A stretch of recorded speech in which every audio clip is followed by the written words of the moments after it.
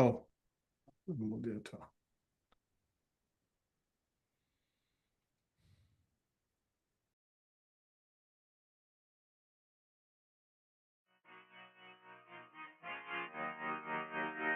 Woo!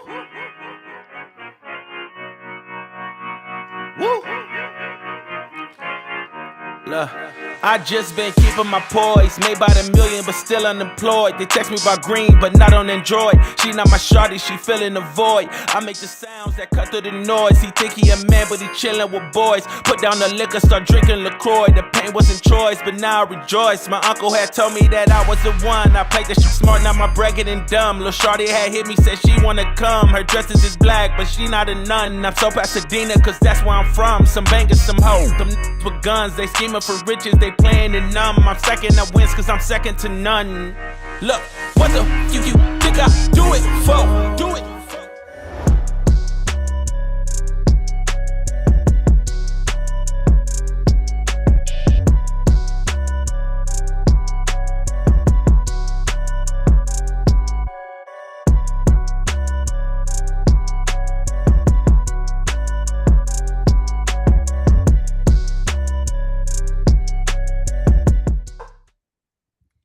Cousins family, welcome back to Secure the Bag, the podcast where former entrepreneur cousins break down the game, talk strategy, and help you build wealth the smart way, mentally, spiritually, and financially.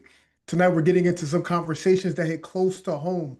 We're talking ownership, opportunity, pressure, growth, and what happens when life forces people into uncomfortable positions.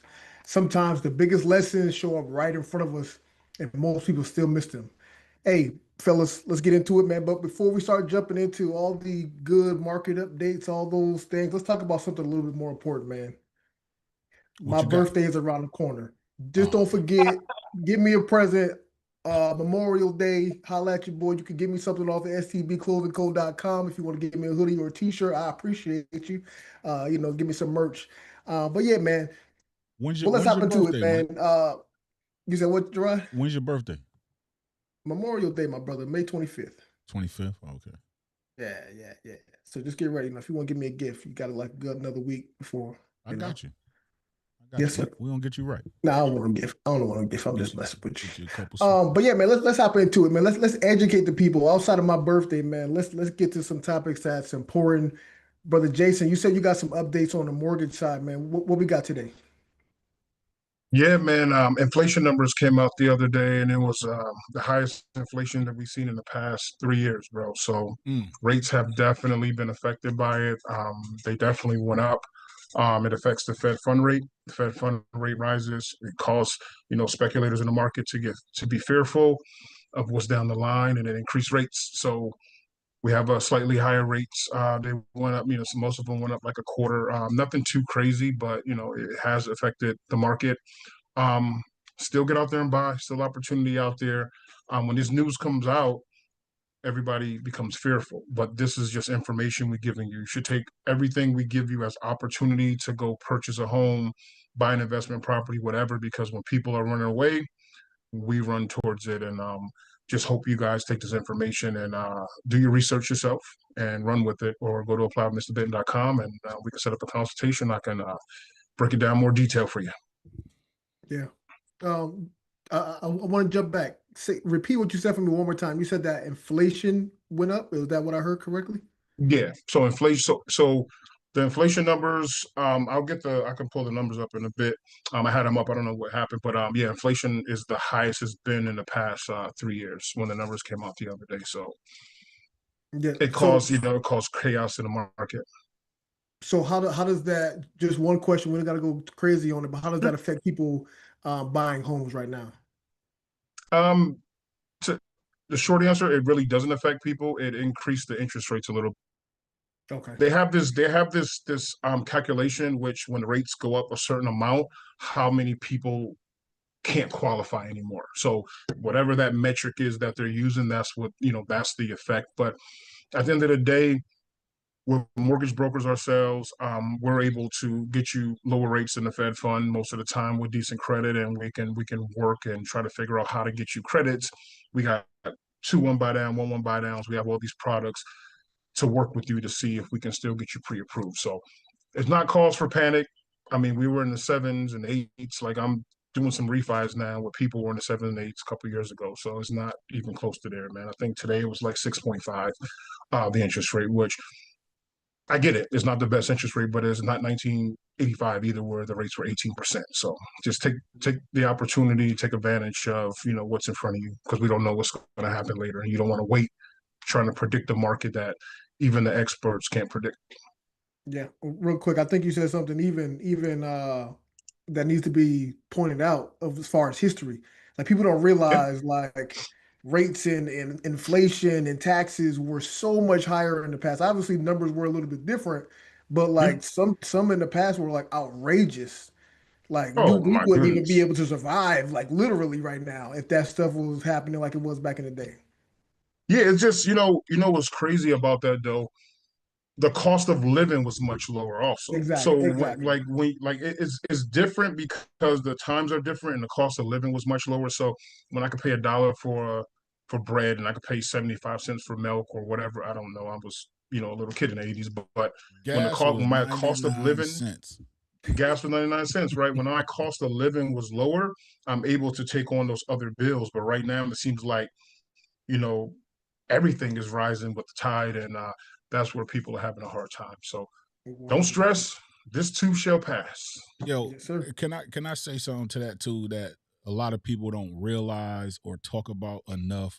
And I don't want to sound insensitive, but the reality is we are making more money than we've ever made.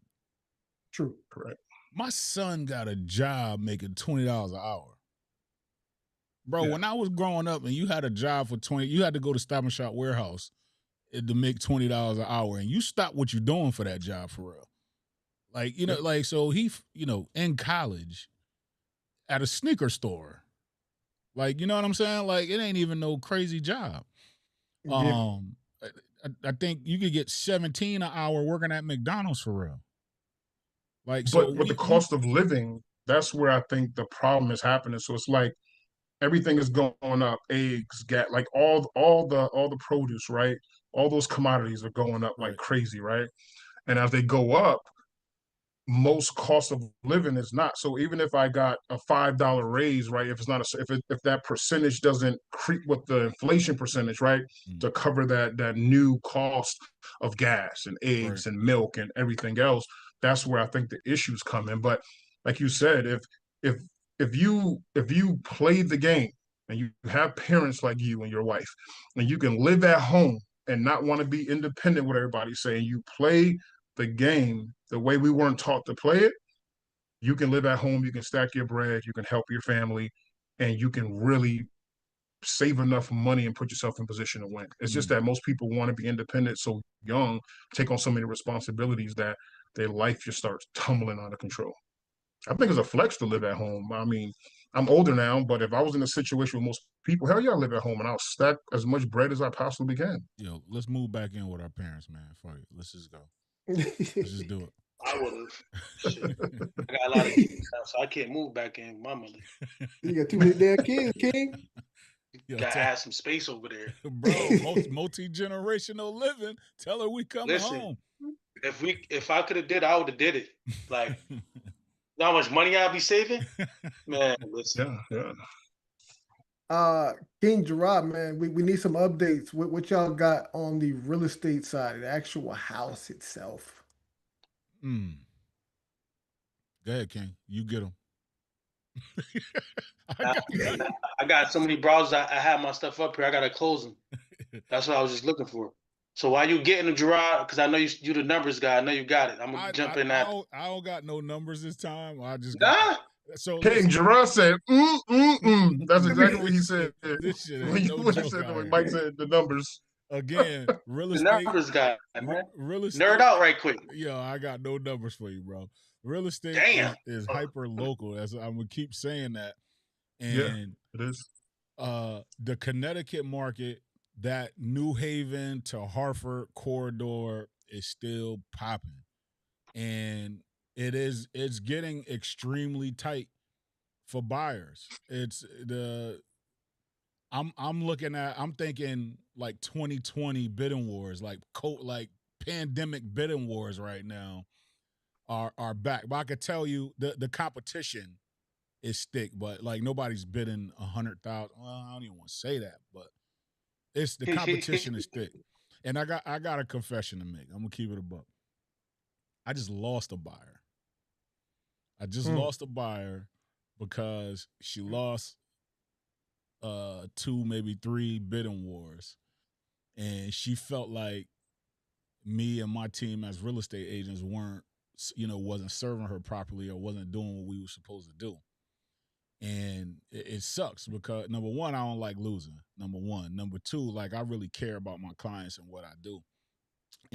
But I just couldn't get her to understand that it ain't me. It's this market, man. And a lot of people are looking for the magic button, the cheat code, and I don't want to say it doesn't exist, but money talks, terms, money and terms is what it is. So I don't care what kind of buyer you are, first time home buyer, move up buyer, relocating, like everything matters. And if you missed our masterclass last Thursday, that's kind of gonna tell you everything you need to know. We didn't go as far as I would like to. We're gonna spin the block with part 2, but it's not as easy and cut and dry. And I'm not saying that to scare you. I'm saying that to prepare you. I think if you can afford to, if you are able to, you still need to get out here in this market, because ownership matters. I don't care. It is what it is. But King, you got the numbers? What you got? So statewide, the median for prices are roughly in the mid 400s. Yep. Like you said, you lost a buyer after 3 bids of, like, they lost 3. You lost 3 bids, and they said, "I'm done." Yeah. They got buyer fatigue. That buyer fatigue, yes, sir. Listen, I put 20-something bids in from November to now, and I'm still not quitting. You can't, bro. I'm talking about, I'm with one person, with one buyer. Mm-hmm. So no matter what, listen, even if you got the money, sometimes you don't have, the buyer might not have the down payment. They don't have the closing costs. Listen, we got the down payment and the closing costs. We got everything, and it's still tight. So I feel like right now, in the process, like, we should be looking at every house and seeing where we could win at. Like, analyze every deal to see where you could win, see where you could have a certain margin where you could put some money in, you could get more money back on the back end. So now I'm like, they say, like, it's never a bad market. You got to find the right deal. So I'm looking at different deals all around the state. I'm even looking at 2 families, and I don't even want no 2 family, but I'm trying to see where I could make a deal at. You know what I mean? And the terms matter too, far as, if you want to close, like, within 21 to 30 days. Some people gotta close 60 days later. Some people trying to close ASAP, like next week. But that's not possible a lot of times, unless it's a short sale, something like that, I believe. Yeah. But we still working, man. I had an agent in my office get shot down because her buyer went too high. They lost the bid. You gotta frame that a little different, because you do live in New Haven, bro. Yeah. So you said shot down, so I'm not sure where that was going. That was crazy. I ain't take it that way. I thought you said. Yo, definitely not. It was just me. My bad. Yeah, it was just you. Chill, you over here downplaying us and whatnot. Like, we just stay out the pork and beans, man. It ain't that serious. Yeah. But so I was saying that to say, King, sometimes the offer could be like unrealistic. You know what I'm saying? Like you said, I could close in 1 week. You got FHA finance, and stop playing. Like, you know what I'm saying? Can you share the price, or you can't say that, or? The price don't matter. I don't know how far over, but it was like, I don't know what the listing price was, but it was like a $500,000 offer or something like that, $520 or something like that. But they went too high, So but I said that to say is you got to maintain the system. You got to know the numbers and you got to play right. A lot of people are like, well, can you call the agent and see what the offers are? Nah, they're not going to tell you that. But the cheat code is the CMA. Like, I don't want to give them all the sauce. You feel me? But the cheat code is the CMA. If I could understand value, I could kind of tell you where the offers are. You know, and if they go beyond that, for me, I say let them have it. You know what I mean?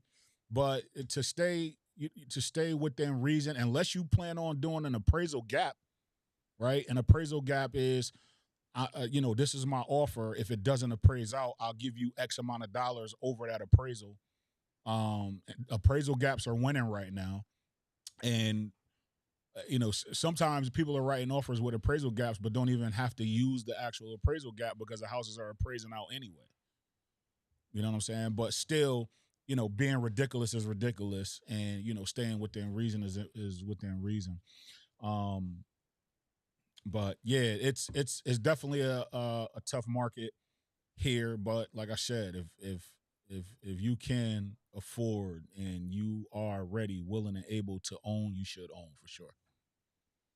Yeah. Hey, Gerard, you ready for that video, man? Let's put this is taking us right into our. Say again. I said I'm ready for whatever, Mike. Whatever we got to do. Yes, sir. Let's play that 2030 video.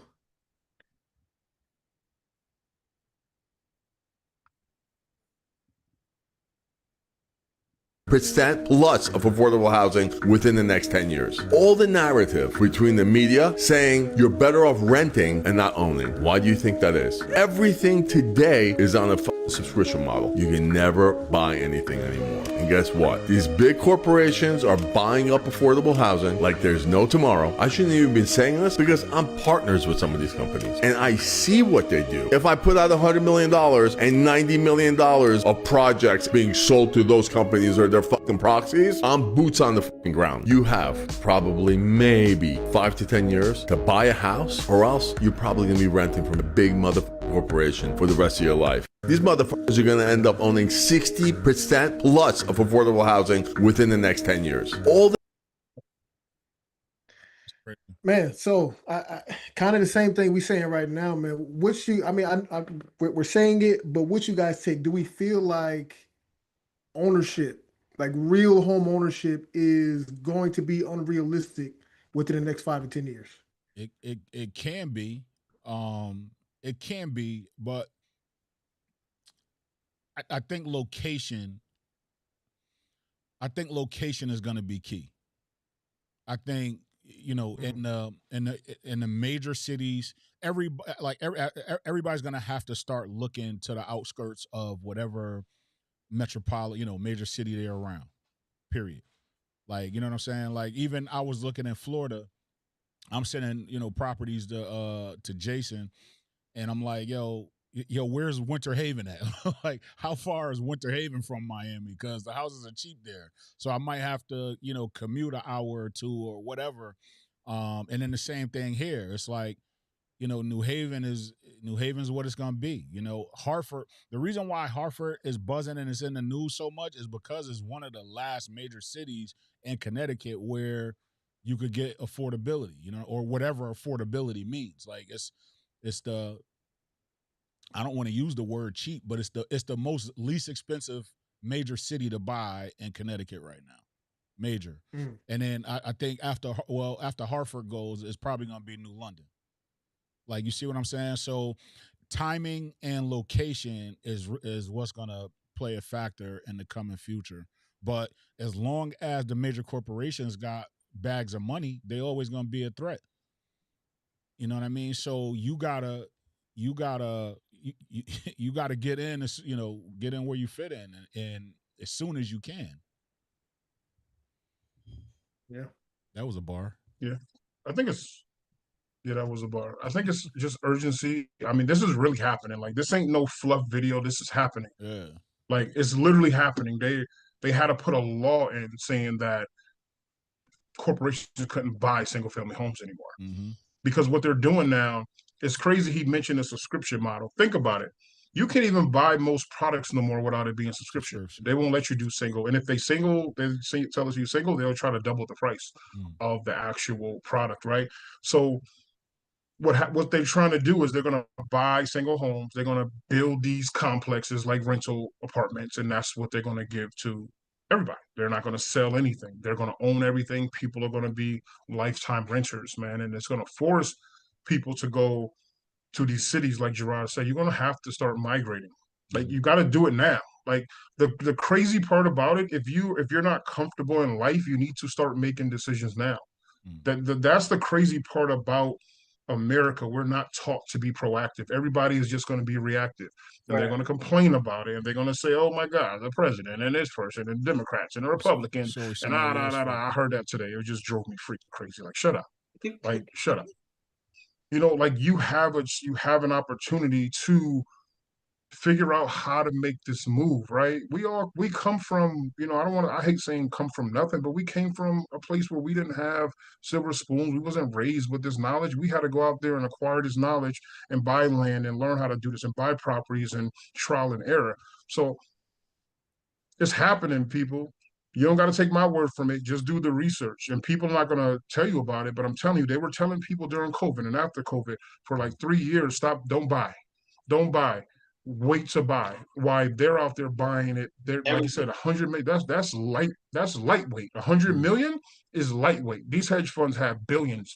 BlackRock, Vanguard, they run everything. So yeah, man, it's going to be scary. I hope that the urgency kicks in with people, because it's going to affect us. And if you move now, and we're going to get into it later in the pod, like there's opportunity zones out there all across this country. And I get it. Oh, mommy, grandma, I understand. But you're going to be, oh, mommy, grandma, when they leave before you, and they're going to leave you behind, and you're going to sit there looking crazy, because they're going to be like, listen, you didn't want to go, but we left, and you're going to try to find them. So we're seeing it right now, right? It is scary. And then when you start looking at the data, it's like, wow, this has been happening for the past 5 or 10 years. And I didn't even know when I was talking about South Carolina, Georgia. I ain't going to lie. I didn't know back in 2015. Now, when I see the data over the past couple of years, I'm like, man, this is real, man. People are, like Gerard said, like South Florida is going to become unaffordable for people, man. Like right now, it's unaffordable for most people who make 125,000, 130,000, 150. They can't buy a home here, and it sucks. But there's still a lot of places where you can get in. You know what I'm saying? Like yep. I can't remember the town, but it's like up near it even sounds crazy, but it's like up near Daytona, like in between like Daytona and like Boca, one of them towns up there. West part of Vero Beach, Palm Bay. Yeah. Maybe Vero Beach, or Orlando. Like so, but it was like Palm Bay is probably it. Yeah, the 4-bedroom house in Fort Lauderdale, 2,500 square feet in an HOA costs you, $600,000-700,000. Up north you could catch it for $3. You know what I'm saying? $350-ish. And I think you got to start looking at those things. And here's something that I hear people complain or are nervous about is some of these other towns are obviously not as developed as the other towns, meaning the infrastructure is not there. The school systems are probably better in Miami than they are in Vero Beach because they have better resources or whatever. But Vero Beach may have smaller classrooms, though. You know what I'm saying? You may get more attention. Same thing with Hampton, New Haven, whatever. And as people start coming, more tax dollars start coming, and then more businesses will start coming, because a lot of people don't realize commercial business is based off of the traffic in the area. So if people start coming, then they'll start building more stuff, and it's just going to happen the same way all these other cities, rolls up. Charlotte wasn't popping because it was expensive. Charlotte was popping because it was affordable. And then as people started coming and the businesses started coming, and then the prices went up, supply and demand, the demand went up, and the supply can't keep up with it. So now that's what it is. So like Jason said, start making a plan to, these other spaces like now, like now. Yo, listen, some people might not like what I'm about to say, but I'm not here to make people feel good. Don't say it, King. Our Don't say people, Don't say it, King, please. they don't like when we get on shows like this or podcasts and say, oh yeah, you should do this, you should do that. They don't like that. They like wait until things get real bad. Like I think Jason just a while ago, you said they like being reactive, not proactive. They want to wait until something bad happens to where they're forced to level up, they're forced to move, they're forced to do this, that, and the third. They don't want to just take the necessary steps beforehand to start doing the research or start saving the money or start preparing for whatever is on the way. They want to wait till they can't move anywhere. Then they want to make the decisions. Like they don't want to do that. Like, and they don't like people like us.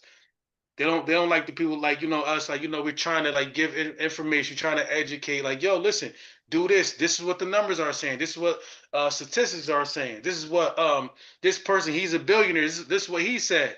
They don't want to hear. They don't want to hear. They feel like we're not billionaires, so they don't gotta listen. They feel like they don't even gotta take heed or do their own research. It's not like the information that we're giving to you, the information that we're sharing, even with the people that's in New Haven or in Connecticut, we're just trying to help you get information so you can take your life to the next level. What you do with the information is on you.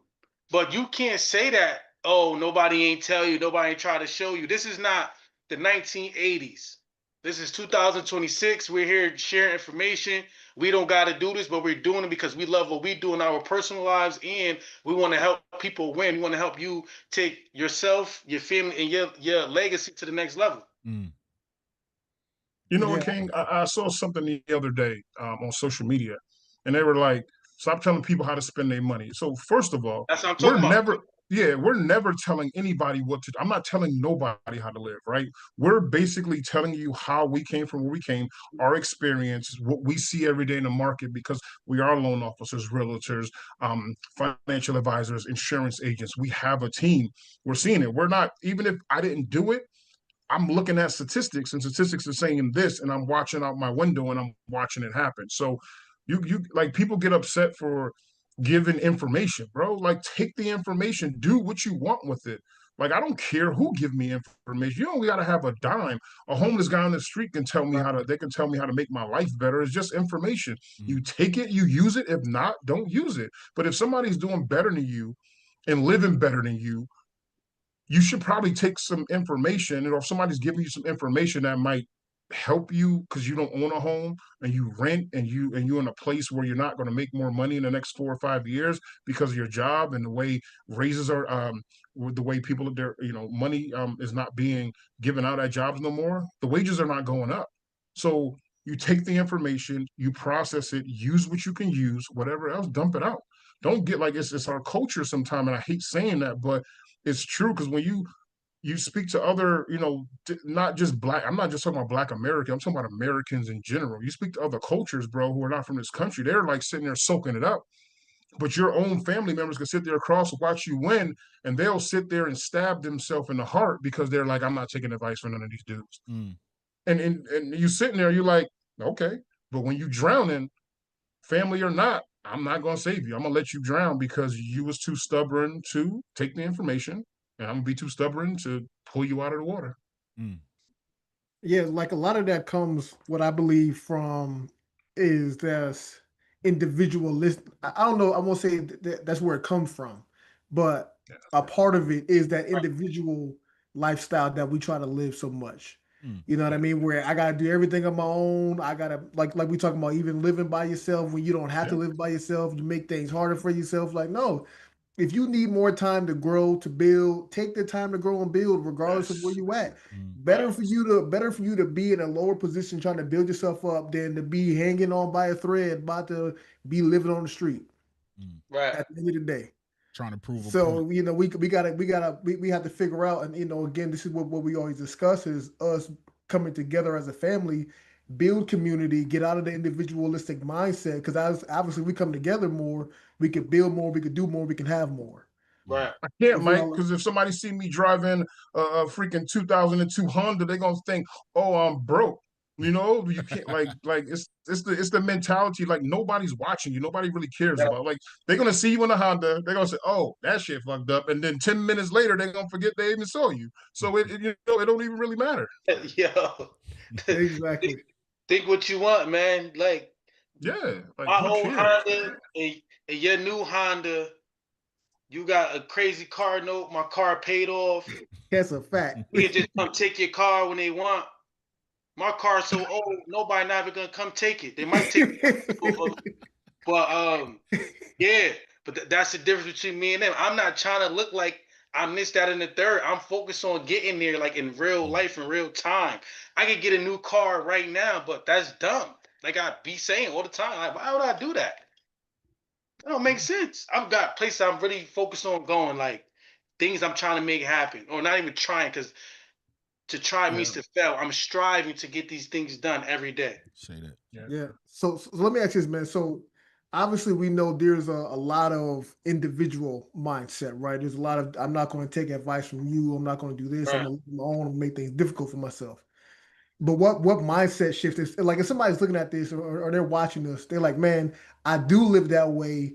I don't want to live that way anymore. What mindset shifts do they need to start taking in, especially when they, let's say they're renting and they want to actually become homeowners? I think that's a good question, but I think Great question. it's gonna be up to that person that recognizes that they want change in their situation. Right. Just point blank, period. So, are you just going to be randomly listening to this and say, okay, I want to do what they did? Again, what we say? Reactive, what? Reactive versus proactive. Most people are reactive versus proactive. Exactly. Right. So, excuse me. So, somebody got to realize that, all right, listen, I do want to buy real estate. I do want to invest. I do want to buy a multifamily. Like, you got to be in that lane. You know what I'm saying? And even, we talk about the algorithm. We talk about, all like King was saying, all this game we given, we should be viral every week. You understand? But the masses ain't searching for this. The masses is searching for what Jim Jones and Mayo doing, like, you know what I'm saying? Like they're not really searching for this, So it is not for everybody, but it's for that person that realized that this is not working for me, and I want this, and I want to do this. And let's be clear, also, not to talk too much, but it's 100 million ways. It's 100 million ways to level up. You don't have to level up through real estate. You don't have to, do exactly what we tell them to do or whatever. But it's gonna be for that person that's ready to make that move. So for me, I would say this isn't for everybody. This is only for the people that want to go this route. The first step would be to change your mindset. Everything start with mindset. Mindset is everything. Change your mindset. Say, I want more. I want to do more. Oh, I want to accomplish this goal. It could be real estate. It could be whatever. You want to fix your credit. You want to change how you think. So, listen to certain podcasts that talk about real estate. I think it's a podcast called Real Estate Rookie. You can get up there. Bigger Pockets. You can learn from these different places. And it's over 400 different episodes telling you everything about real estate. People that never had anything and grinded for years. They worked a job. They did certain things. But the first thing I said, mindset, save your money, fix your credit, get around the people that's doing the things that you want to do. Stop being around people that's going nowhere. You got to understand, like Jason say all the time, if it's 5 people around there, you're going to be the 6th person. Now get around the people that got houses, that got dreams, that got goals, and that can inspire you to get to the next level. They encourage you. They want to see you win. They want to see you do better and be better. They want to see you make more money. The people that want the opposite, as far as they get excited over basic things like an outfit or a new car or some sneakers and all the basic things that all the basic people get excited over. Don't be around those people. Be around the people that want more, that would do anything to get to the next level, far as self-development and different things like that, investing into themselves. Those are people that you want to get around. You be around those people, you're gonna see the world differently because you're gonna be having different conversations. Broke people talk about people, and the people with the rich mindset, because you don't got to have the money. The people with rich mindsets talk about ideas, talk about how to get to the next level. Yes, sir. I will recommend and to everybody who's at that level where they're not making enough money, they have debt, they have bad credit, they're in a situation. Man, listen to Dave Ramsey, bro. Like Dave Ramsey neutralizes your life. Like he can neutralize you. He can put you at zero. After that, I don't agree with a lot of what he says, but as far as growing and using debt to leverage it, but if you want to get back to zero, I think Dave Ramsey is good for most of America. Susie Orman, remember Susie Orman? I don't know if you guys remember Susie Orman. Yeah, I think I bought her book. Yeah, she's another one. Like John Hope Bryant, man. Like get with these people. And I forgot Dr. Boyce, Dr. Boy. Yeah, like these guys can neutralize you, man. They can get you to zero because if we're having a conversation and the first thing I have consultations like several times a day, a week, sometime like every day, and you're sitting there and I'm listening and I'm like, ma'am, sir, you can't buy a house right now. The first thing you need to do is get a job and you need to start saving money. That's step one and step two, right? Switch your mindset because you got this mindset where you're aiming for the moon, which me, I think everybody should aim for the moon every day. But we got to be realistic sometime too. So you start the baby step, you crawl, you walk, then you run. I think people get so excited they want to skip the crawl walk stage and just start running, and it's like, yo, that it doesn't work like that. Like it doesn't work like that. You have to stack days and you have to stack winning small wins every day, and you can get there, man. That's why we're like, yo, listen to us. We're telling you this. We're not speaking down to you. We're trying to encourage you because we try to encourage ourselves, and we're actively doing this every day. But you have to. This right here is the most important organ in your body, man. While you're alive, I'm telling you, man. This brain is so powerful, man. Just your thoughts every day can change everything going on in your life if you just started thinking positive every day, Monday through Friday. Just try it 1 week. No negative thoughts, no complaining, no, just positive thoughts. Write it down. Focus on what you're trying to accomplish, not 50 million things, just that one thing you're trying to accomplish. And I promise you'll get a step closer. If you just did it for 1 week and you really focused and did it, you'll get a step closer to where you're trying to go, because the universe, God, conspires with you to win, bro. It's hard to lose. I don't think people understand that. It's hard to lose, bro. Yeah. So I was scrolling on Facebook before we hopped on, and I saw somebody say, "I want to learn how to become more financially stable." Um, and one thing that I had to really start taking serious for myself, right? And this conversation goes with the shift. Uh, my advice, I didn't write it down because I saw people already wrote it, but my one thing, and again, me really going into this practice, is just budgeting, right? Like literally, like, hey, you need to go through your finances. What is it that you like to do? What do you spend the most money on? And like really set a budget on those items. Like, hey, I like to eat out. I'm only giving myself $50 a week, $100 a week, whatever you feel is reasonable to your situation, to your income level, or where you want to be. I need a $50 a week to eat out. I need $100 a month for clothes or whatever. Uh, like set realistic goals. So then after a month, 2 months, 3 months, you're like, okay, boom, I've been following this. This part isn't working. Let me adjust here. I could save more if I reduce this, but you won't ever know until you start looking and writing the numbers down and seeing that, hey, I might be spending too much money going out, but I'm trying to buy a house by the next year. So now again, you got to just reduce those numbers, because if we just going on about our day, we're not really seeing what's happening with our dollars. We're not reading through our bank accounts, through our what you call the bank account thing, Statements.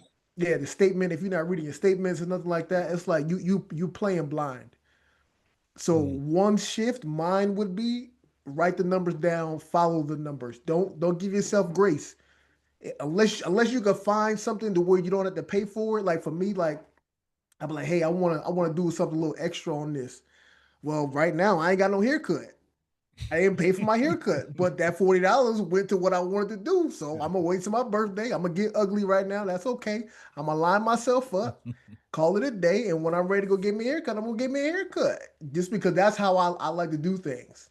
But I gave myself the grace to do it by not buying something else.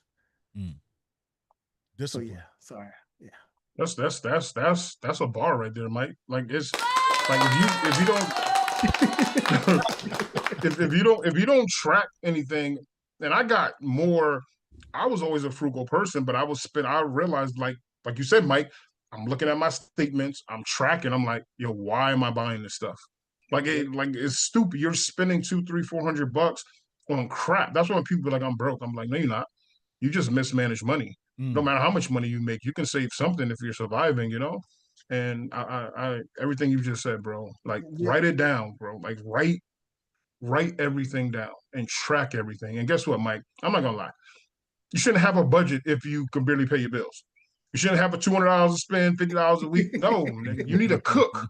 You need a cook, and you need to wear the same clothes that you wore last week. Facts. Every freaking day until you can freaking save enough to get out of the situation.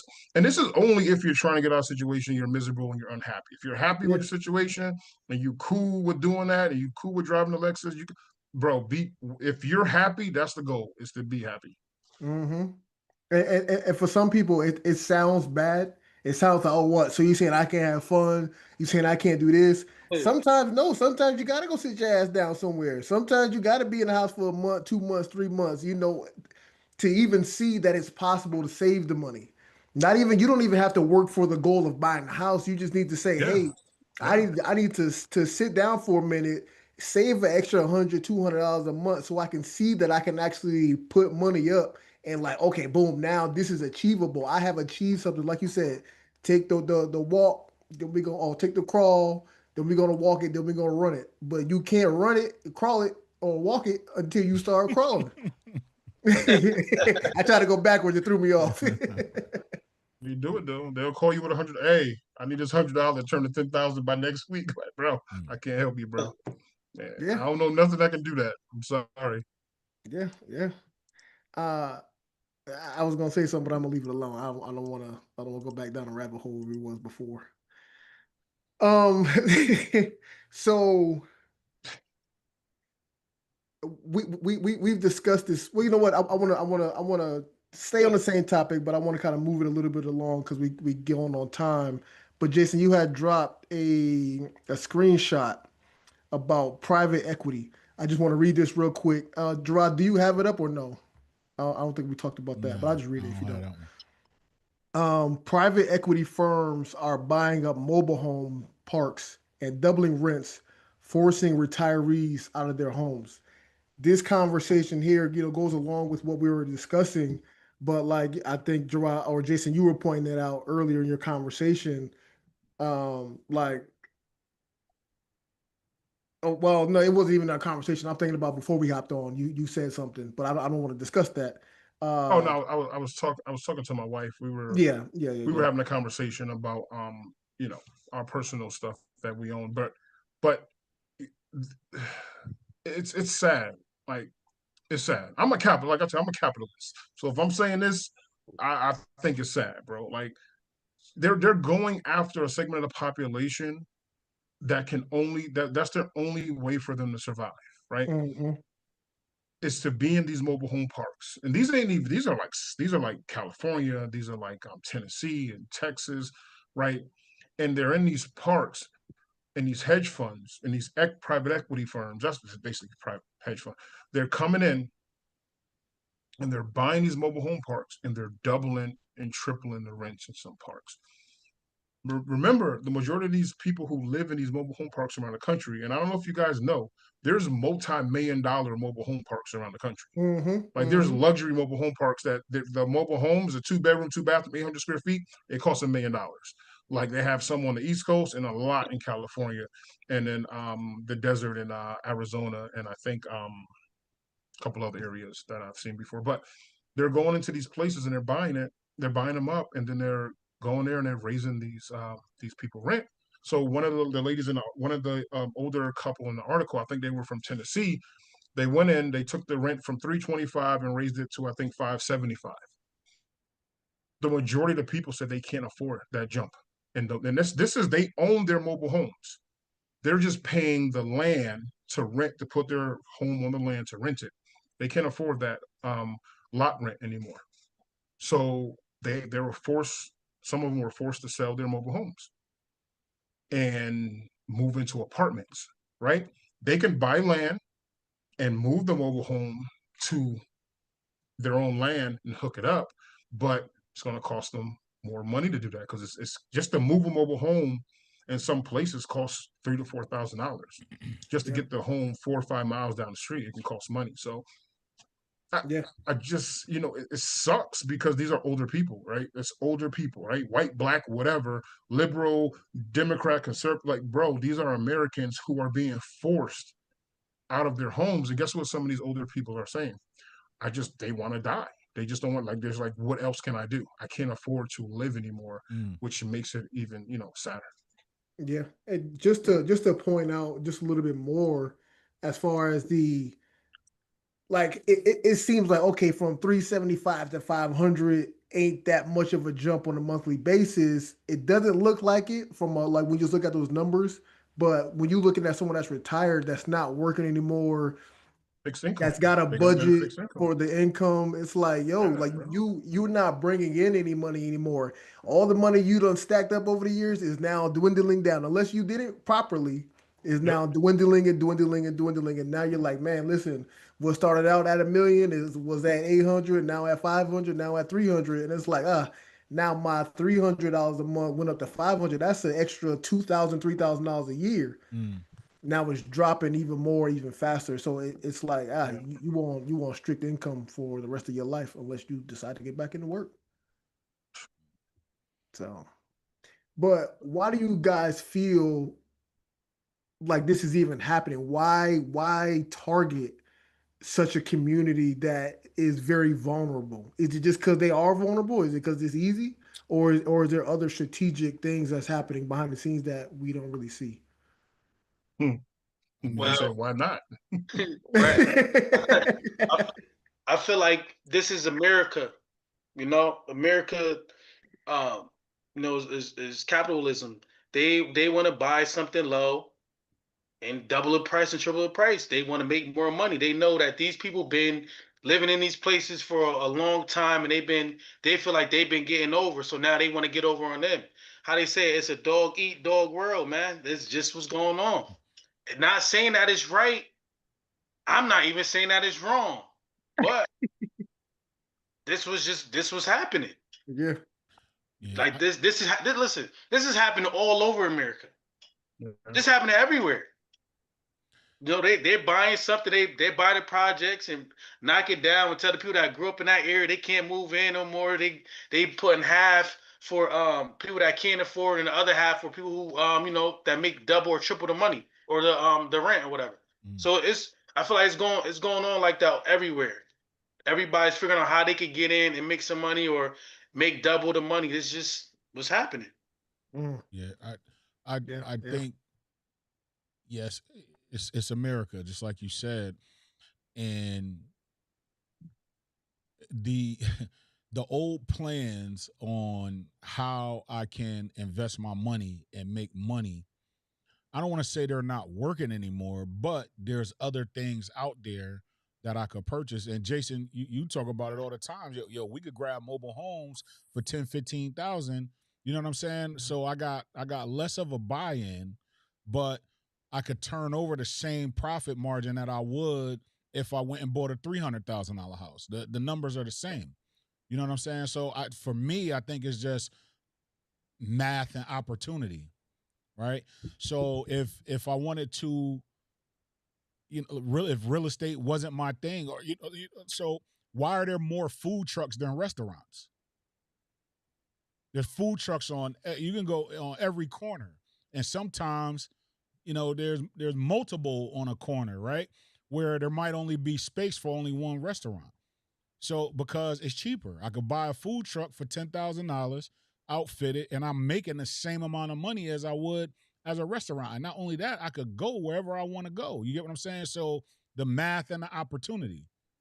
The math that if I'm a business person and I got some money I want to invest, my thought process is, how can I turn this money over? And and you start looking at things, and it's like, why is everybody talking about investing in Ohio? Because it's a low cost of entry and we can make some good money. Like, and that's what it is. And you could look at it like, okay, well, the people, the residents of Ohio are gonna suffer, right? No. Like, I'm actually, building this neighborhood up. I'm actually investing into this community, right? You could look at the mobile home park and say, well, I'm gonna raise my money. Like, if I buy this mobile home park and I raise the rents and I don't do any upgrades, then I'm an asshole. Like, you know what I'm saying? But if I'm invested into this mobile home community, if I'm making but I don't hold on, Gerard. I'm sorry, but when you talk about something that already cost $1 million, it's like, are we doing better by people or worse by people? Wait, what you mean? Like what Jason was saying, some of the mobile. Jason, let me ask this question before I continue. The actual mobile homes themselves can be worth almost $1 million. Is that what you said? No, the total. Or is it just those are different mobile homes. Okay. Those are not the ones that they're buying up. Okay, we're talking about regular everyday people. We're talking about the poor. Like, we're talking about. Like, there's a few different levels of mobile home park. We're talking about level 1 or 2 where older low income people live. Understood. Well, then I digress. I'll be quiet on that part. I'm gonna go after you. You done, Mike? But Gerard, finish his thought. Or whoever even if it was, Mike, even if it was $1 million, even if I could buy a mobile home park for $1 million, it's still math, right? If I spend my $1 million here, how many mobile homes can I put in this park? How much money am I making back from this? What's my return on investment? And that's it. You know what I'm saying? But again, am I building this place up? Am I investing into this community? Am I helping the people there? Or am I just raising the rents and kicking them out? Like, you know what I'm saying? Like, you get what I'm saying? Like, or what we look at in our community as gentrification. Like can you gentrify a mobile home park? But it's the same concept. You know what I mean? Am I building this thing up? Yeah. But then there's gonna be some people that's left behind. And lastly, real quick, is because part of that is because, again, the old ways of investing ain't working for everybody no more. Like, you know what I'm saying? So you gotta. I feel, and even I teach my mother that. Like, I talk to my mother like this. Like, they got jobs and invested that time in on their jobs, and then your employers and the unions is like, yeah, when you retire, you're gonna have this.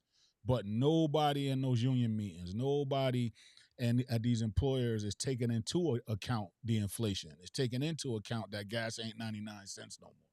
Like, you know what I'm saying? So now when you retire, it's like, yo, I thought I was gonna be able to do this. Like, you know what I'm saying? I got a senior citizen that needs to sell her house, and she wanted to go into a assisted living facility. Assisted living facilities is $5,000 a month. Like, you know what I'm saying? And luckily, this lady had a real good pension. Her and her husband both retired from the same place. They had real good pensions, but like, they wasn't expecting to have to pay that. You know what I'm saying? So they wind up settling for a new apartment that's $2,000 a month. Like, you know what I'm saying? Nice. You see what I'm saying? But the and here's oh God, I could go all day. If you've been out of the game for 15, 20 years, and now you got to get back in the game, it's a sticker shock. It's not the same. The numbers just ain't the same. And you and Michael Whitaker, brought that point up to me, Mike. Yeah. You know what I'm saying? Mike. Like when you retire, what can you live off of? But you also got to take an account of, okay, inflation is going up. The numbers is there. The numbers is right there on the screen. The inflation going up 3% every year. So whatever your mark is at retirement, you probably need to be accounting for that 3% every year, at least. Yeah, 100%. What's up, King? Mike, I think you're looking at it wrong though. You said like, are people doing right by these people? Listen, Mike, this is America. These people don't care about these people. They don't care if they live in a garbage bag or a cardboard box. They trying to make some money. They don't care. Like, they don't care. Like, I know we got good hearts. We want to see people do good in life, and we want to help people and stuff like that. But the people that got trillions of dollars or billions of dollars do not care about where the other people are going to live. They're going to say they got to figure it out. It's all a mathematical equation, bro, at the end of the day. Yeah. It's, for them, it's like, man, I don't care about them people. How can I make more money off of what they built or what they try to do? Okay. All right, fellas. Let's we get close to time. Let's hit the next thing. Brother Gerard, we need. I was gonna say something. I ain't gonna say that. The next video, my brother. We want to talk about relocation. Relocation. All right. Let me see if I got that one. Let me see what I got for you. I got. Never mind. I was gonna say. I'm trying not to say it. What you were saying earlier when we were talking about it. Years ago. But this is the one that blew my mind. Alabama. It's one of the fastest growing states. I'm guessing it's maybe affordability, but I'm curious what your thoughts are. Am I missing something about Alabama? So this is apparently where everyone's moving in the US. South Carolina is apparently the fastest growing state, and Idaho is a little bit behind. Our Arizona is still growing, but not as fast as it was a few years ago. But this is the one that blew my mind. Alabama. It's one of the fastest growing states. I'm guessing it's maybe affordability, but I'm curious what your thoughts are. Am I missing something about Alabama? So this is. Yeah. So yeah, me and Jason was talking about this. Well, we've been talking about it for like the last couple of months. Because we both got our eyes on South Carolina, and I don't think we knew why. Like, you know what I'm saying? Like, we know there's opportunity, but I don't think we realize South Carolina is as crazy as we thought it was. South Carolina is about to be, the new Charlotte, how North Carolina was, 5 years ago, 10 to 5 years ago. And yeah, like people are migrating. And if you look at the northern states on that map, and this map you could pull up anywhere. We just happen to find it on this video on Instagram. Yeah. But if you pull this map up and you look at New York is minus 28. You know what I'm saying? And Connecticut is minus 14. Maine, people are flocking to Maine. Maine is up 35.7. You know what I'm saying? So again, these metropolitan areas, and this could be a good point, Mike, like these metropolitan areas, these big cities where all of these investors know that all of these people are. So they go there, they buy up everything, invest, raise the price. And people are starting to just realize like, yo, this ain't for me. I'm out. So this map shows the migration. It shows that people are moving and, going to places, seeking better living. You know what I mean? Seeking better life. Let me ask this question. I want to kind of ask it on the opposite end of it, right? Because we know where people are going. We just seen the map where some of the things where some people are inflating the most, like Alabama. But what happens to a market? What happens to a community when people are getting pushed out? But obviously, all these investors are still doing what they're doing. They're still building things up. Like, how for you guys?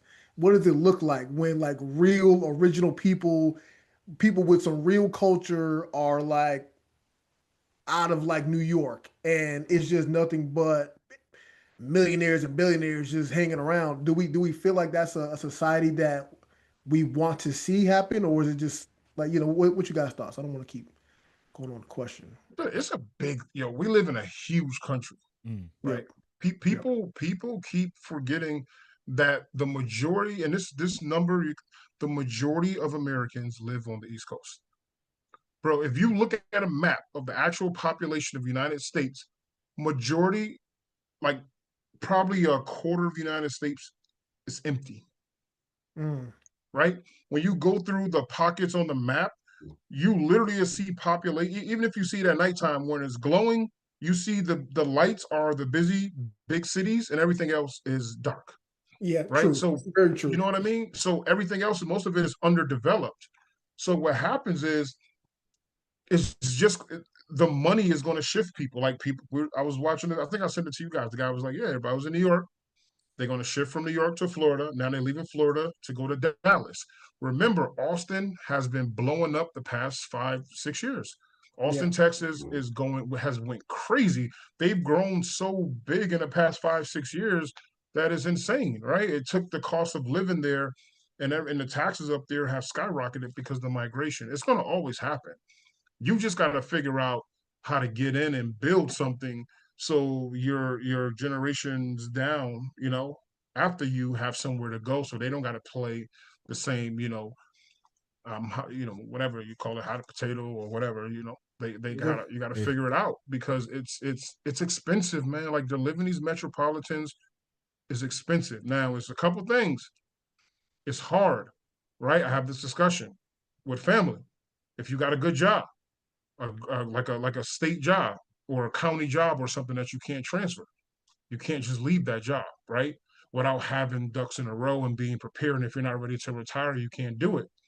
But if you can find out, I mean, even though they say plus 79 for South Carolina, man, it's still like, you go there, it's still empty, bro. Like it's funny because I tell my wife this all the time. She always say, you say it every time.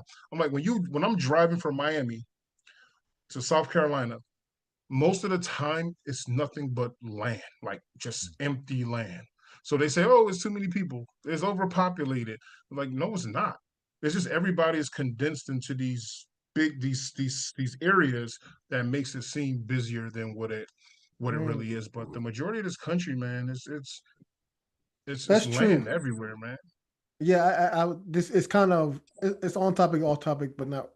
But yeah, I was listening to somebody. He said, for people in America, it was something about traveling, right? Where a lot of people from overseas, they travel different places and boom, boom. But like for America, it's like there's so much space, there's so much opportunity, there's so many cities all over that we don't even have to travel outside of the United States to really experience something. You can literally go to every single state multiple times and experience something completely new for the rest of your life.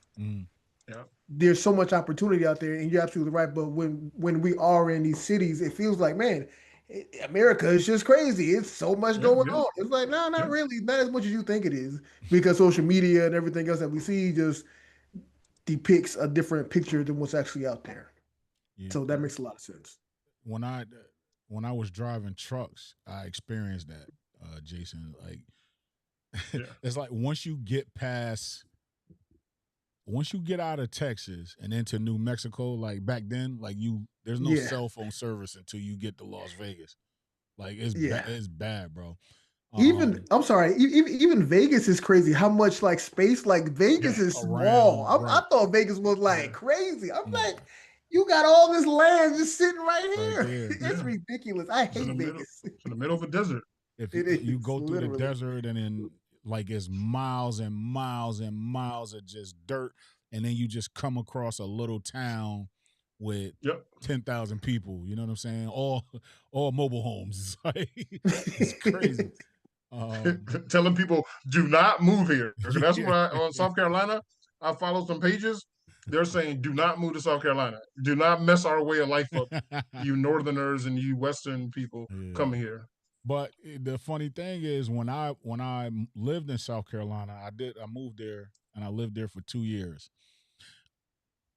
I met more people that wasn't from South Carolina. I didn't meet too many people that's from here. Everybody I met was from somewhere else. That's real talk. But yeah. Go ahead. Nah. So we saw some of the opportunity on the map. We kind of just said South Carolina a little bit, but what states do you guys think are up next? If you want to give people somewhere to look, like real look for new opportunity to go and build something, to make a compound, to buy a mobile home park? Where we looking at? The crazy thing is, like Jason said, Mike, and like me, you, and King, we kind of suffer from the same disease a little bit. Like we're in this little tight little spot right here. And that's true. Damn. You see what I'm saying? Like we're in this tight little spot and we're like, where can I go to build land? You could pretty much go and find land anywhere but here. You know what I'm saying? Anywhere but here. Even these red states, like you could go and find land. We just can't find none here. Well, thank you. You just killed my whole question, but thank you. That was a great answer. That was a great answer. I got one more for you real quick. Agent in my office, I don't even know if I should say this out loud, but I'm going to say it. An agent in my office has a listing on the last buildable lot in a town in Connecticut. And she's struggling trying to figure out what the price of that, because the comps say one thing, but this is the last buildable lot in this town. Wow. So I told her, you might be able to get what you think you're not going to get. Like, yeah, she just got to find the right person to talk to. Yeah, we could go anywhere and build a compound for real. But I got my eyes on South Carolina. I know King, me and King, we about to take over the South, man. So we already got it planned out. I got a few places. I got South Carolina. No, that wasn't the deal, man. Nah, hold on. You talking about where to answer my question? Yep, go ahead. So I got South Carolina, Ohio, and Texas. Why? Because I feel like in Dallas, Texas, because I've never been to any other place in Texas, but I've been to Dallas, I've been to Irving, and I forgot the other two places I went to. But and this was in 2018. It's like a big area. It's always gonna be somewhere to make money if you got different things going on, as far as like degree, or you might have a trade or something like that. You're always gonna be able to make money. So it's always gonna be driving business there, as far as building something, having property or whatever. Ohio, I've been to like Cleveland before, like drove through, and I've been to can't even think right now. Oh, and I know about Toledo, Ohio. So Toledo, Ohio, it's a lot of opportunity there for you to buy and fix up different properties. And I feel like, just like we talking about the metropolitan areas, or where it's busy and like, the big cities, a lot of people want to move outside of Cleveland, outside of Dayton, or the other places like that, like the big cities there. And then what I said, South Carolina, a lot of people want the benefit of living where a lot of people don't live, and then traveling back to North Carolina to do work or something like that. Like some people want to be on the outskirts and live away from the big cities. And yeah, Gerard, man, even both of y'all, you and Jason, even King, what you're saying, looking at that map and like having the kind of like, because you can look at the map, but sometimes the map don't make sense. You know what I mean? Until you have a conversation around it, be like, no, look, we live in this little corner right here, and we still got the rest of America. Like, until you like really see it, say it, and like process it, like, nah, I don't care what you're talking about. It's still tight. Like, I still feel like I don't got nowhere to go. So watch this, Mike. You're gonna like this one. Mike, how long do it take to get from here to New York City? New York City, like Times Square? Whatever. About an hour and a half, 2 hours. Hour and a half, 2 hours. If you had to make that drive every day, how would you feel about that? Nah, I don't. Nah, depending on the dollar. If the dollar amount is right, but just to do it for like a regular job, nah. Yo, Jason, listen. Get on the train. Hold on, real quick. You know the difference? Hold on, real quick. Between us and them, they'll go anywhere to get the money. They move here and travel 4 hours just to get back to New York. Yo, they do whatever it takes. But watch this, Jason. How long it take to get from Miami to West Palm? To where? Miami to West Palm. An hour. Would you do that every day? And if you're going deeper in West Palm, about an hour and a half, hour and 45. Would you do that every day? Hell yeah, I'll do that every day. You know why? You know why? Why? Because you're in Florida. Why not? He's like, I work in paradise every day. Yeah, like I do this every day, every single day too, faithfully. The difference is our little small ass state, and we like, yo, it's gonna take an hour and a half to go to New York. In the South and other places, it take an hour and a half to go to Walmart. Like, you feel what I'm saying? Like, it take an hour and a half to do everyday stuff. An hour and a half commute is nothing in Greenville, South Carolina. Bro, it took me an hour and a half just to get 12 miles, man. When I lived in Kendall, to get to Coconut Grove. See? Like literally, like there's no back ways to go. There's only main roads. Like it took an hour and a half to get to work every day. So that's 3 hours of commute back and forth. If you don't stay till like 7, 8 o'clock. But our little spoiled asses don't want to go from New Haven to Meriden for real. Yeah, that's when y'all was saying that. I'm like, what the fuck? That's a 15, 20-minute drive. Like, just sign me up. That's not a damn 15. That's about 30. It's a solid 15. It's 20. It's 20. I used to drive a taxi. I know what I'm talking about. I used to drive a taxi all over Connecticut for 2 years. You couldn't speed. No, I couldn't. They had the track on that thing. Fellas, anything else on this before we get ready to close out shortly? But Gerard, let's play this last video. Let's go out with a little banger. Let's go out with T.I. Oh, we got T.I.?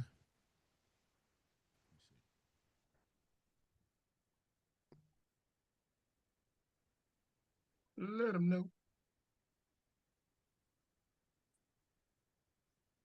People think that just means that good friends make you better. But the reality is that sharpening isn't comfortable. It's friction. It's sparks flying. You see, iron doesn't sharpen iron by simply sitting next to it. It sharpens it by clashing continuously against it. So if your friends never challenge you intentionally, call you out on your bullshit, or push you to be stronger, they're not sharpening you. Real brotherhood, real camaraderie is not about comfort. It's about forging men to be strong, wise, holy, through real accountability. No pressure, no sharpening. I'm going to tell you something about a Bible verse that almost everyone gets wrong. The Bible verse says that iron sharpens iron. Oh, okay. Was that the video? So, well, I mean, yeah, that was my fault. We did kind of, but you know, just as you were saying that, yeah, as I said, T.I.'s video, you go play this random black dude or whatever he is. We gotta get it together, my brother. Yo, we supposed to be on the video same you page. Hey. I agree with him, though. I agree with him, Mike. I agree with him. Yeah, 100%. 100%. That's why your proximity to people sometimes it's like if you hang like, bro. I don't want to say it, King, because they're gonna get mad. But when you hang out with bums, bro, you're gonna be another bum. You hang out with broke people, you're gonna be broke. You hang out with people who gossip, you're gonna gossip. You hang out with people who ain't, you're gonna be the same person. Yo, your surroundings are everything. People truly don't believe that. Most people be like, "Oh, I can hang out with my cousins and still." No, you can't. They got nothing going for themselves. She got nothing going for herself. Your uncle has nothing going for themselves. What are you doing? Like, you're just wasting time. Like, it's that dude hits it on the head. If somebody's not challenging you, because most people want to be pampered. They don't want their friends and family to say nothing to them. They're like, oh my God, what? No, you're screaming at me. No, what? Like, it's like, bro, you got to get better. I got to get better. I want somebody. See, the difference is I want somebody to be on my ass like that. Most people don't want nobody to be on their ass. I got my boy who called me all the time since we started doing this workout thing. He check on me. He's on my ass, blah, blah. Like, yo, I got other people who I speak to on a daily basis who they say, yo, what you doing today? What have you done? Blah, blah, blah. What's your number? You got those people, bro, and they're not nice about it. And I'm not nice to them about it. And other people, you need those people, bro. People are comfortable. They don't want, you can't tell people, this is the problem. You can't tell broke, unsuccessful people nothing. They got all the fucking answers, right? You can't tell them nothing. You can't. You can tell them something, they're like, oh my God, he's hard. He think he's better than everybody. That's what everybody say. They think they're better than everybody. Like, that's the weakest response you can have, bro. Somebody's trying to better you, or they looking at you. That person loves you. That dude who's smoking crack with you over there, who's doing all these stupid games, and you're just wasting time getting drunk. And bro, that dude don't love you. They don't love you. It's comfortable. It's easy to sit back and do nothing and not get criticized and not put yourself out there on social media and have people attacking you and talking crap about you and lying about you. It's easy to live that life of comfort and being friends with everybody. Okay, that's cool. But if you want to grow, you're going to create enemies. And you're going to create enemies just because you don't speak to people no more, or you move different. They're not going to like you. So I agree with him 100%, man. You want those people around you who want you to be better, man. Like, tell me how I can get better. And that's what it should be. All that other stuff is, get your panties in a bunch, man. Yeah. Also, when somebody say, "Oh, he think he better," she think she better, they know you're better. So they say that because they feel it. Like, your growth, your presence, your elevation, your progression in life make them feel less than. And they should be asking questions like, what did you do to get there? How did you do it? Do you got any advice for me? But they got so much pride, ego, and they're just ignorant. They don't want to learn. They don't want to even listen to you because they feel like they know you better than them, and they feel bad even asking you how to get the information to get to the next level. They feel bad even doing that because they don't even want you to know that they look at you in that way, in that light. It's crazy. It is, bro. It's crazy. Ask somebody the other day to help me. What, if you guys don't mind, anybody want to give a story on a personal experience of not a breakup, obviously, right? Not a girlfriend boyfriend type of relationship, but like a friendship that you had to actually separate. What was that transition like for you? Anybody got a story that they want to reflect on real quick? I got one. I'll keep it short. We could do the relationship thing too. We could do whatever, but a lot of times when you want to go somewhere, you have a destination. These people that are in your life, they are holding you back. They are stopping you. They're stunting your growth. Especially when you have a vision, you have goals to accomplish, and you're working on those goals, and they're staying still. They're not moving with you. It's either they grow with you or you grow apart. And sometimes you have to have funerals for these people. They didn't die physically, but they died mentally, emotionally, and on all the other ways. You got to lead them where they're at. And a lot of times it hurt because you do love these people. You do got love for them, but you got to move on with your life because you have goals and dreams that you are going to accomplish. And these type of people can suck you dry as far as your energy and keep you down. And they would say, oh yeah, he think or she think they this, that, and the third, but no, you just didn't want to grow, so we had to grow apart. Kept it simple. Yeah. I could tell you a story. I got friends that I grew up with, I got family who feel a certain way about me, but I don't give a fuck. Like, I left, bro. What everybody's seeing now, I saw 20 plus years ago. Like, bro, I'm not going to stop and slow down for nobody. If you're not on this train, you're getting left, bro. I have a wife, I have kids, I have a granddaughter to think about, I have parents, like I have like, bro, I'm not stopping for nobody. And if you don't like it, then I'm fine with it. I got friends who I'm in the business with, and they don't want. Okay, we don't want to work. You could tell me. You could be honest, Jason. I don't want to work with you no more. Okay, cool. I'll find somebody else. I'll find somebody else to work with. It doesn't matter to me because I create my own success. I don't depend on anybody for anything except for Jesus Christ. Right? I don't. My business comes from me. I don't have no one person I depend on business. So if you don't want to do business with me, it's cool.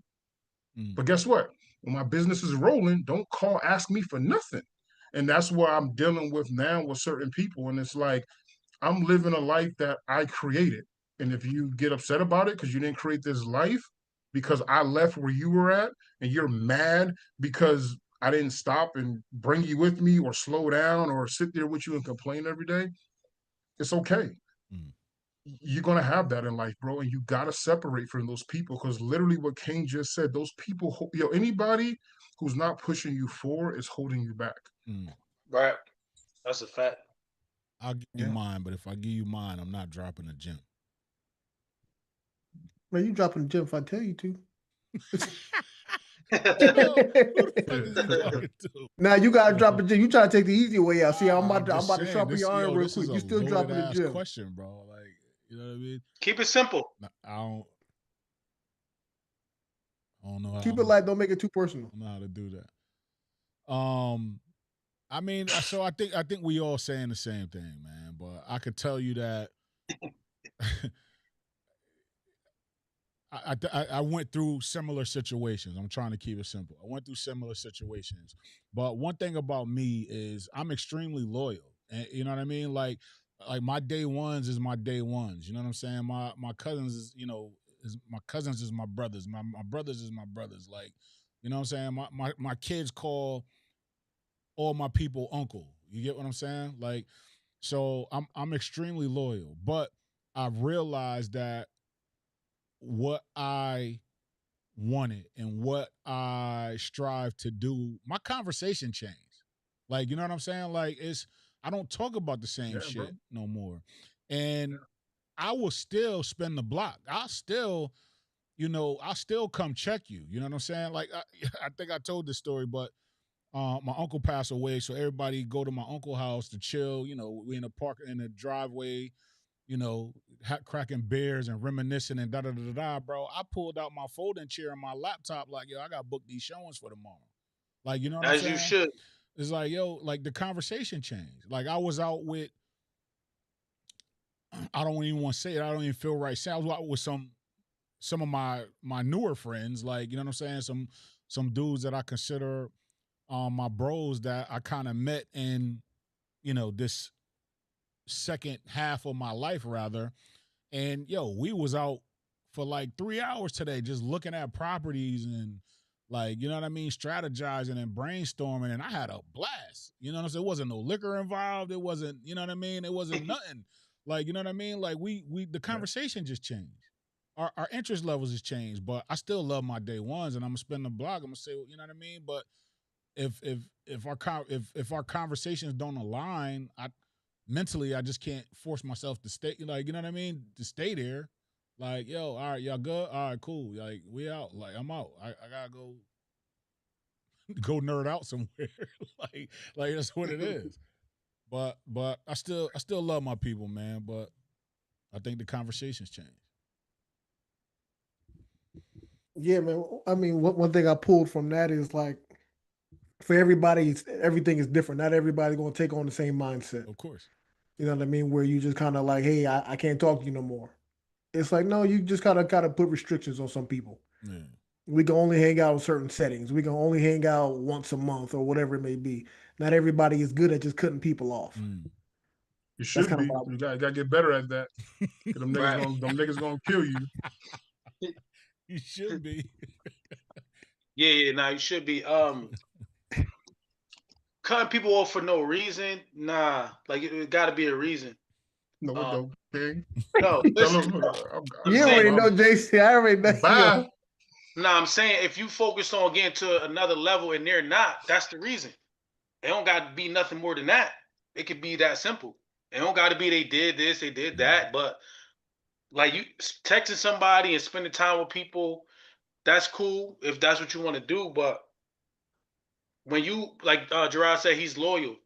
Being loyal can make you dumb. It could put you in situations you don't want to be in. Yeah, that's in relationships with, like, girlfriend, boyfriend, that's like friendship, your day ones, your day twos, and all that stuff. Me personally, I don't care about friends. I don't care about none of that stuff. If we could make some money together, then we could be friends after. Bro, we not little kids, man. Yeah, like, King, you right, bro. We not little kids, bro. Yeah, like, man. Oh, you my best friend, and I'm man. No. I never even Grown-ass call people my friend. That always is weird to me. I'm a man. When I'm saying, oh yeah, this is my friend, that sounds crazy to me. Yeah, it's my friend right here. Like, I got a lot of brothers and I don't need friends. If you could be similar or something like close to a brother, then we could do that. But I'm never gonna be like, yeah, this is my friend, and then do all that stuff. No, I'm not doing that. Never. That's never been me. I got friends, but I'm not like, yo, it's my friend. I can never not be his friend no more because, man, bye, bro. Like, I'm out. Right. Like I don't get the attack. Like, it makes no. I guess, like Mike said, everybody's different, but I don't understand how you can look at a group of people who are not going nowhere and say, yo, those are my people I grew up with. I got a lot of those, bro. Like, you guys know, gang know. Like, I went to see a lot of them when I was there, but a lot of them, I'm like, okay. Yeah, but I'm that's not like, your yo, man. I haven't seen you in 20 plus years, bro. Then you ain't call me. I ain't call you. You ain't text me. We're not friends on social media. Okay. But so, like, oh, my friend from third grade. I gotta go see my friend from third grade because we ain't see, and then you see each other crying. Man, I see one of my battle buddies. I'll sit there and cry with him and we'll hug, but I ain't gonna cry with nobody from no third grade, bro. Come on. Like, that's crazy. Battle buddy, that's something different. Y'all went through something together. Yeah, like my friend, like that just sounds crazy for grown ass men. Like, yeah, man, my friend, yeah, like, yeah, my boys, we grew up, we had fun, this and that. Okay, if I see you, nod my head. I don't like, we don't got reminisce and stuff like that. Like, it's cool.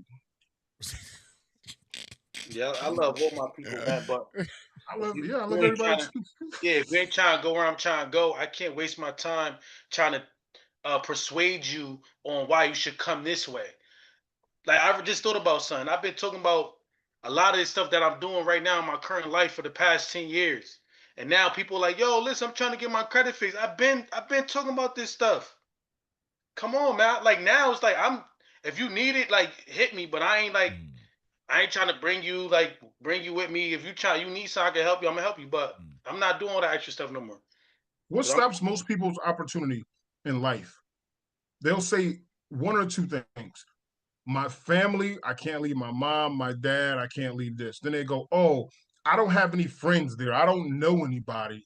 And there'd be grown ass men like, what do you mean you have no friends? Like, it don't make any sense. You go make new friends. Like, something wrong with you? Like, go make new friends. You move somewhere, you make new friends. Like, I didn't know anybody when I moved to Miami, and guess what? I've made thousands of friends since I've been here, and I feel like I've been living here my whole life. It's okay. Like, you're gonna make new friends unless you just stay in the house. Hold on, let me jump in this shit now because it's real, and yes, you guys, everybody has their own perspective. I'm one of those people that struggle to keep real friends around. Then that's something that I figured out. I've had conversations about. I don't think I'm a terrible guy. I think sometimes I have too much personality, and sometimes I'll play too much. But like, even what does that mean, though? Like, what does that mean, though? Like it's like as far as like where you might have a tribe where like people that's not immediate family outside of, like, you know what I'm saying? Like, I've never been able to hold that or be able to build it. So sometimes it's like I've been trying to figure out, okay, is it me? Because I know I'm very personable. I know how to build relationships. I can do all those things. So I've been trying to figure out, is that a real issue of like, do I have an issue with maintaining relationships that's not with a girlfriend or whatnot or a family? Is that a real thing? Or should I be like, yo, like, nah, fuck that. I'm a man, nigga, fuck them friends. No. No, we're not saying that. See, that's the thing. We're not saying that. Who are you trying to be friends with? That's the first. Who are you trying to befriend? Are you trying to befriend professionals? Are you trying to befriend? Who are you trying to be friends with? Because we're not saying that. My life has been from the military to civilian to life insurance and business. So I've met a wide range of people. So it doesn't really make a difference. And none of them want to be your friend. I'm not saying nobody wants to be my friend, but when we talk about building a circle, like building a real circle of men that I could be around and really talk. But like, yes, we've started to do that. But before we started doing this, I really didn't have nobody that I could really chop it up with on a regular basis or check in with or work out with. There was nobody that was really doing that. That's something that I've been trying to figure out for myself. What it sounds like is your conversations change.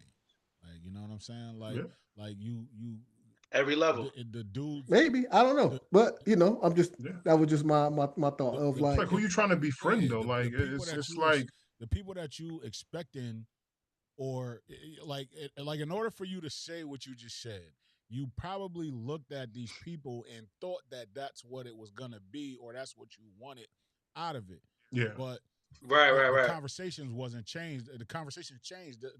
It wasn't a alignment for that. You understand what I'm saying? Yeah. So I don't want to get too deep, and I'm not judging, but I'm just speaking in general. What it sounds like is those people were talking on the level of what King and Jason is saying now. Like, you get what I'm saying? They was fucking with you because you was, you know what I'm saying? That conversation. Mm-hmm. We talking about life insurance. It was transactional. This, that, and the third. But then as soon as that changed, they don't need you no more, Mike. Like, you know what I'm exactly. saying? Which is something that I figured out as well, which is like people were friends for the moment. They weren't friends for the ride. You know what I mean? Yeah. So but that's so what I'm saying. I think with that also, if you meet people, let it be whatever it's gonna be. If it turned into like a friendship or a brotherhood, let it be that. But if it's not going that way, don't force nothing. Don't force no relationship. Not a relationship with a girl or whoever. If they don't want to be like that, fuck them. No, yeah, I don't force any type of relationship. I just try to figure out is there a reason why relationships don't last? And you are the common denominator too. Exactly. That's what I've been trying to figure out. Is it something wrong with me? It's exactly. It's definitely you. It's you. Exactly. You find your tribe, bro. There's people, there's tribes for everybody. You just right. have to be able to get around people who I don't know, man. I don't. Yeah, you don't got to figure it out. That's fine. I'm not trying to figure it out, but I'm saying like these are questions people have. Is like I don't know. Maybe like I like to self-regulate myself a lot, but and just be like, okay, what did I do wrong in any situation? Even if a deal goes wrong, like Gerard said earlier, like how can I fix it? What did I do wrong first? Like what go play through it and figure out, because that shit, Mike, that's like you make no friends. Like that's it's no, that's not what that's not that I can't make friends. It's the long. No, I'm talking about staying like lasting relationships. Yeah, but that's the thing. Like to me, nothing has went wrong. It's just like conversation stopped. We fade just like anything else, and then it just move on. I made a Facebook post. I think we talked about this on the last episode, but I made a Facebook post. I was like, yo, every time you level up, it's gonna cost you a friend. Like, you know what I'm saying? Every time you change circles, it's gonna cost you a friend. But the reason why I'm like, yo, I'm loyal to my day ones in a sense, and don't, that could mean a whole bunch of different shit to y'all. You know what I'm saying? But what I mean by I'm loyal to my day ones is I don't care what happens. I'm still my dudes, right? And the dope shit, Mike, about my A1s, my day ones is I could depend on them to be who the fuck they are. Right. You understand what I'm saying? They might not be entrepreneurs. They might not be real estate guys or whatever.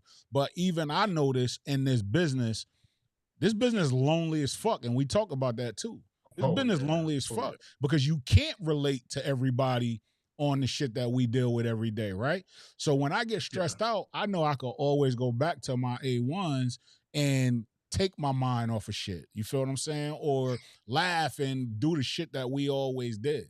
You feel me? But when it's time to secure the bag, I gotta go secure the bag. It is what it is. You feel what I'm saying? Yeah. That's crazy, Jay, because it's true. Like I got to a place and like speaking to King, I know he's like, Mike says something and people think like that. I'm like, oh, I'm being a macho man. They're like, it's not being a macho man. It's that I'm not gonna let my emotions of like somebody who don't want to be my friend, somebody get pissed off at me for something, and it starts to gossip and this. I'm like, yo, we don't gotta do all that. Let's just stop communication. It's not like, yo, it's not that serious, bro. You can go make other friends. Like I'm married now. My wife is my best friend. Right. I speak to my kids almost every day. I speak to my mom and my pops almost every. Like I don't. What other friends? Like, if I want to go hang out with people, I got those friends. Like I was telling, I think I told you guys last week or before we spoke. I don't have any friends like probably you guys have because I left. So I met everybody at a professional level or military level. I don't have any friends that I grew up with in the projects. So you know what I mean? I don't have those friends around me.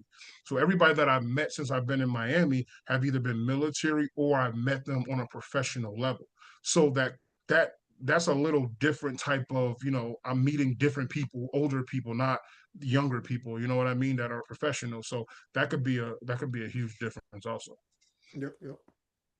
So for Mike, I want to add to you, far as a lot of times you don't even need a tribe.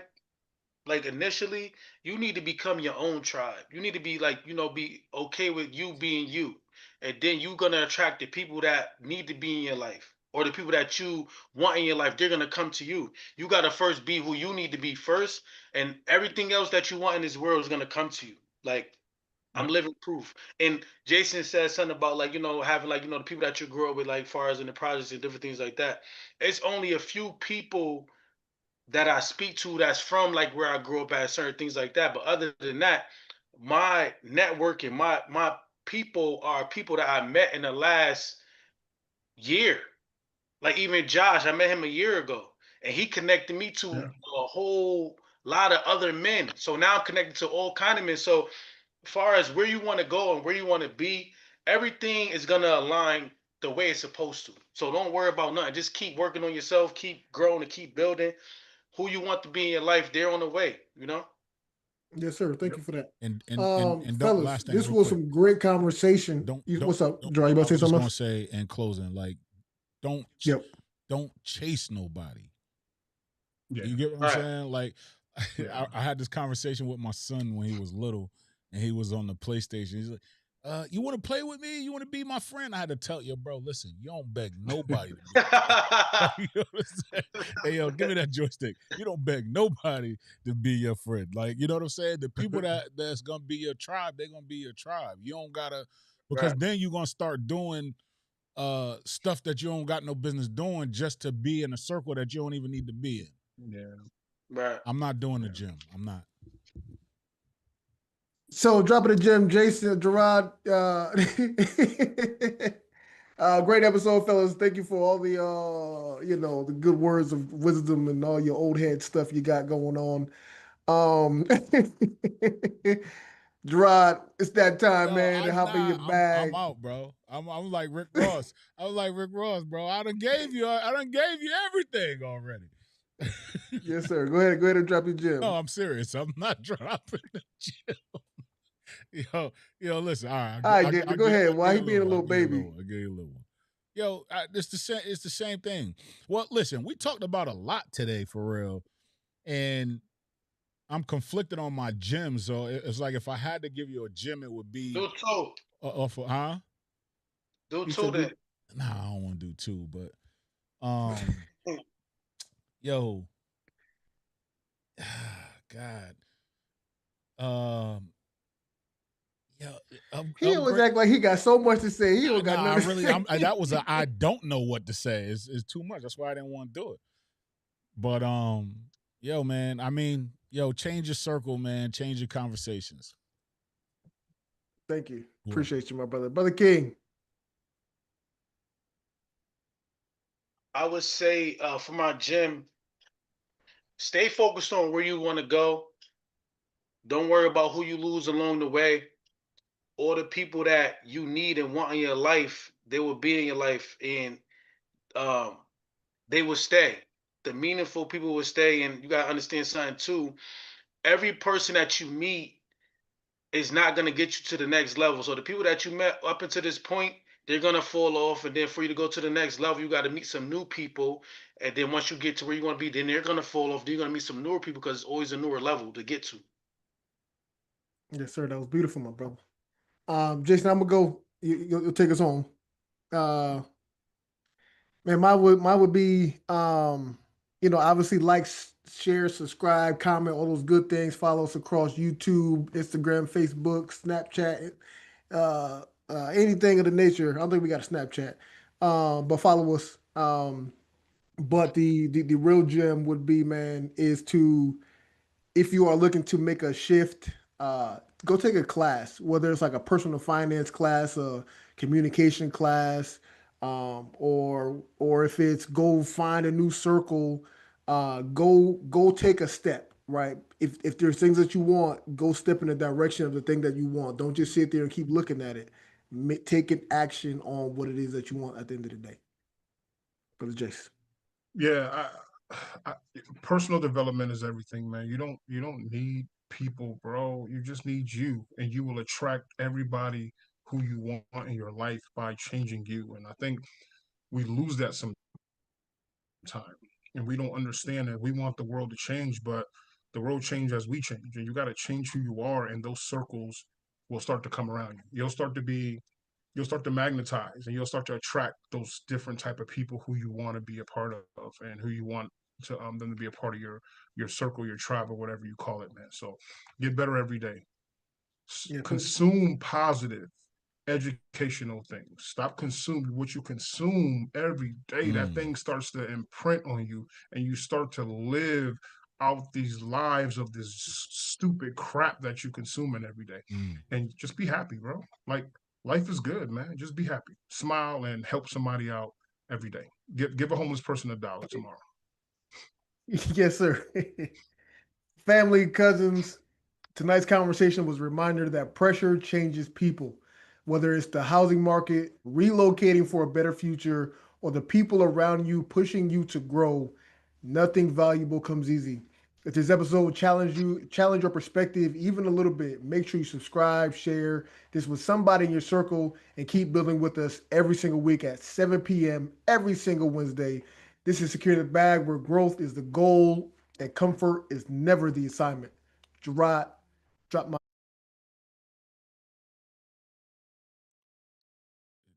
button.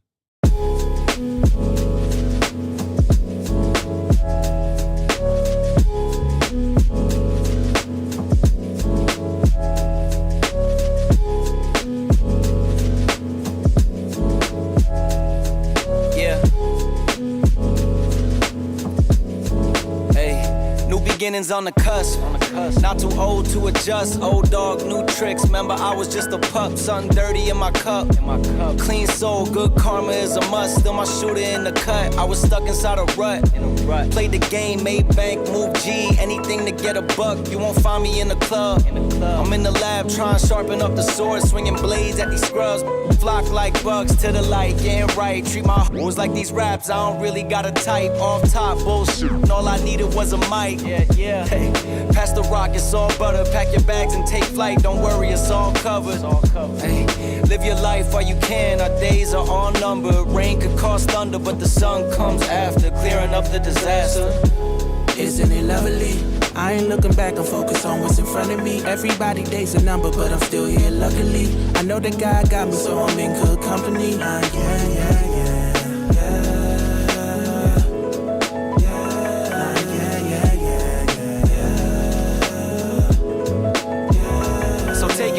I got some places I should take you to see. You know it's easy when you ride with a G. Light speed, moving fast through the city, trying to find me some peace. I finally lived to be the guy that I was dying to be. Still I got some trust issues, people lie through their teeth. The more I grew, the more they hide in the crease. Squad building, weak members.